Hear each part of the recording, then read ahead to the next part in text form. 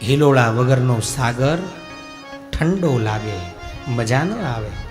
પણ આપણે એના કિનારે જઈને ઊભા હોય, આ ને 2-2, 4-4, 5-5 અત્યારે આ ભરતી હવે આવવાની, ચોમાસું આવે ને એટલે, અને એમાંય પૂર્ણિમા નજીક આવતી હોય, 2-2, 5-5, 10-10, 15 ફૂટ ઊંચા મોજા ઉછળી અને એમાંથી નાનકડી છપાટ આપણી ઉપર આવીને આપણને થોડોક પલાળે ને ત્યારે આપણને એમ લાગે કે ઓહો સમુદ્ર છે આ. એવો વિશાળ સાગર જેવો મહાદેવ, એને હવે કૈલાસમાં ગમતું નથી એટલે કૈલાસનો ત્યાગ કર્યો છે. આમ તેમ ભટકવા લાગ્યા છે.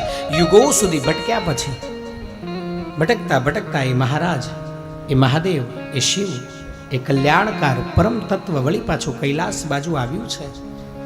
પણ એ યુગોના સંદર્ભે આ બાજુ તારકાસુર નામનો જે અસુર, એનો ઉપદ્રવ અતિશય વધેલો અને એના વિનાશ માટે થઈને દેવતાઓ એના પ્રયત્નમાં આ બાજુ હિમાલય અને મેનાના ઘરે વળી પાછી એ સતી જગદંબા પાર્વતીના સ્વરૂપની અંદર પ્રગટ થઈ છે.